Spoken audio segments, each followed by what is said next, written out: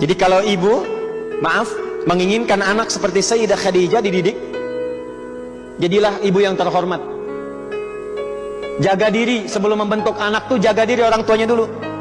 Jadi kalau ingin anaknya saleh, orang tuanya saleh dulu.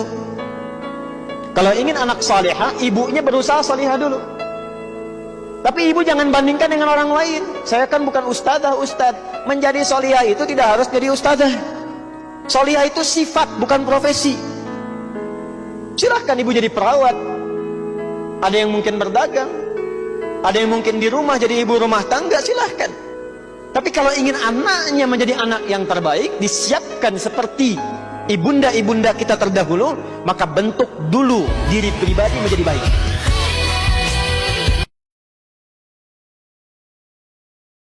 Berkah itu nggak datang dari Allah. Berkah itu dicari. Apa itu berkah? Berkah itu adalah tenang hati kita, apapun kondisi nasib kita, itu berkah.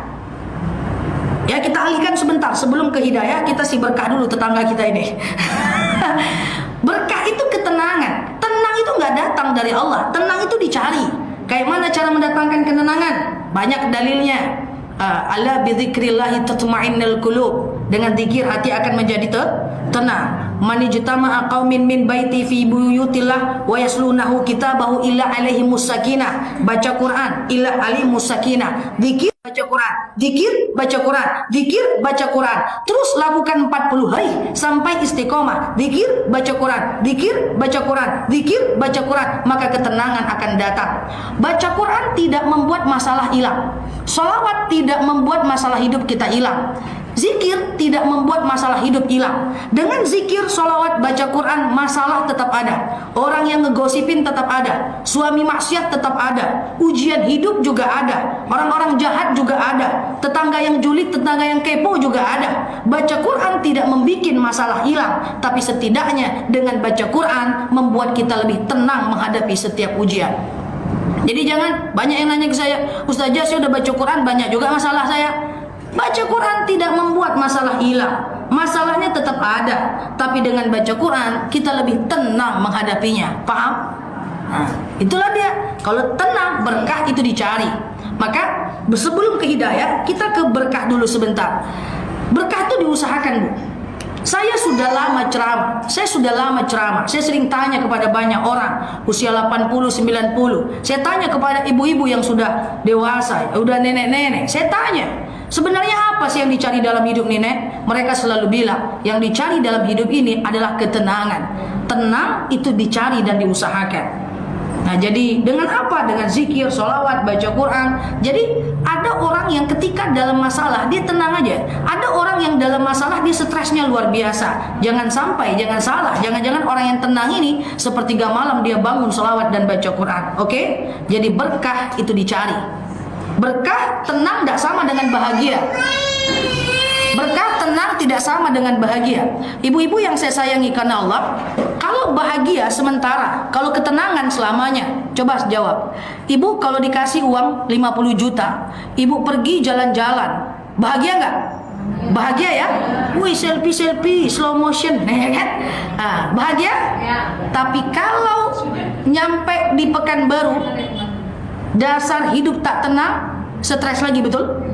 Oh, cepat kali betulnya. Jangan aku, oh aku pusing nih, aku pergi jalan-jalan lah. Pergi jalan-jalan, nyampe Pekanbaru lagi ada masalah lagi. Berarti ibu cuma bahagia, bukan berkah. Satu, orang yang ciri-ciri orang yang sudah mulai mendapatkan hidayah. Yang pertama, dia mulai takut berbuat maksiat.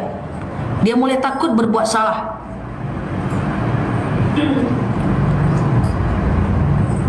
Kalau kata Ustadz, keluar rumah tutup aurat. Ada nggak ada orang wajib tutup. Kalau dulu dia santai ya pakai daster keluar rumah. Setelah mendengarkan ceramah Ustadz dia mulai maju mundur. Tapi maju juga sedikit, kan nggak ada orang dong. Lihat kiri kanan, kan nggak ada orang doa lantak lah. Tapi setidaknya risau itu adalah ciri-cirinya. Oke? Kata Ustazah Nela, man sanna fil Islam sunnatan sayi'atan falau sayi'atun misluha wa la tamha sayi'atun misluha inda dzalik. Siapa yang menyebarkan kesalahan orang lain lalu aib orang itu tersebar karena kesalahan kita, selama informasi itu menyebar, kita tetap dapatkan dosa yang sama. Dosa ghibah adalah dosa jariah. Selagi ghibah itu masih terdengar oleh orang lain, maka kita dapatkan doa yang sama. Kita mendapatkan dosa yang sama. Terbayang, misalnya ada orang cerita ke saya, Ustazah saya ada cerita nih, jangan bilang-bilang dah, tenang aja lah, saya tidak pencerita doh. Tak tahan saya tak tidur 3 hari 3 malam, cerita kalau sebelah. Jangan bilang-bilang ya, tenang aja lah, tidak bilang-bilang doh. Jangan bilang-bilang ya, jangan bilang-bilang ya. Satu kampung orang tahu jadinya. Itu dosanya, dosa jariah, ngalir selama kita informasi itu menyebar. Wah, ternyata gosip itu berat ya dosanya. Nggak bisa gosip diselesaikan dengan sholat taubat, nggak bisa dengan istighfar, nggak bisa dengan sholat tasbih sampai kita minta maaf sama orang itu. Nah, yang tadinya mau bergosip mulai takut, tapi kok enak ya, maju lagi. Tapi nggak apa-apa, yang penting dia adalah ciri-ciri orang mendapatkan hidayah. Nah, orang-orang yang mendapatkan hidayah ini, dia mulai takut berbuat maksiat walaupun tipis, walaupun lepas. Kenapa lepas? Karena tadi al-insan fi mahallil khata' wan nisyan, manusia tempat salah dan lupa. Maka saya sampaikan begini, ibu pengen hijrah, pengen dapat hidayah. Kalau kita melakukan kesalahan, yang harus kita lakukan apa? Maafkan dulu diri kita, baru kita ubah. Misalnya nih, ibu pengen hijrah, ya, pengen untuk nggak marah-marah lagi gitu ya. Tahu-tahu ibu marah-marah juga. Setelah itu kan ibu menyesal ya. Caranya adalah maafkan dulu diri kita. Oke, saya udah berusaha untuk nggak marah, tapi marah juga. Mungkin karena saya terlalu capek, saya emosi. Oke, maafkan dulu diri kita. Kita gampang memaafkan orang, tapi yang paling penting adalah bagaimana memaafkan diri sendiri. Maafkan dulu, oke? Setelah itu tinggal diubah lagi untuk kehidupan kita yang lebih baik. Ya, kalau ada di sini takut-takut berbuat maksiat, ciri-ciri dapat hidayah. Amin. Tapi tidak ada nih nampaknya. Okay. Yang kedua, ciri-ciri orang yang mendapatkan hidayah yang kedua, dia mulai merasakan nikmatnya ibadah. Maaf, seandainya ada di antara kita sholat panjang bacaan imam, risau kita di belakang, imam ini panjang betul bacaannya, itu belum lagi dapat hidayah itu.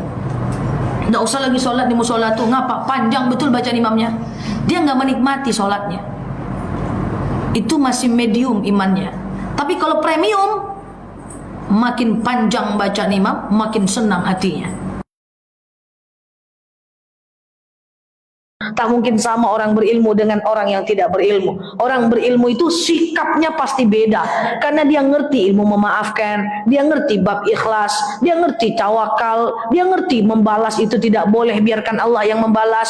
Beda. Maka insyaallah kata Allah dijelaskan bahwa man arada dunya fa alaihi bil ilmi, man arada al akhirah fa alaihi bil ilmi, wa man aradahuma wa alaihi bil ilmi. Kalau pengen dunia, akhirat, endingnya adalah harus dengan ilmu. Ada orang disakiti tapi tak berilmu, dia balas habis-habisan.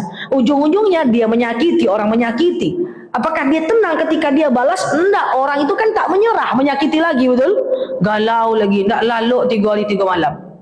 Dibalas lagi, orang itu membalas lagi, sakit. Itu orang tak pakai ilmu. Tapi kalau orang dia punya ilmu, dia tenang, walaupun sakit dia tahan, dia tak membalas sampai di manalah orang itu capeknya, dia selesaikan di situ. Akhlak kita perlu kita doakan, Bu. Doakan di hari Jumat, Bu. Akhlak itu perlu didoakan. Apa akhlak? 1, suka marah-marah. Ya Allah, mampukan aku untuk menahan marah. Itu akhlak, betul ya? Itu akhlak. Yang kedua, mengeluh. Ya Allah, hindari aku dari golongan orang-orang yang ngeluh. Kita ini kan masih suka ngeluh-ngeluh, ibu-ibu ya. Tapi ibu-ibu yang jauh sana, bukan yang sini loh. Ngeluh ya. Apa yang sering saya contohkan? Bangun tidur, sakit-sakit badan. Bangun tidur, harusnya bangun tidur semangat.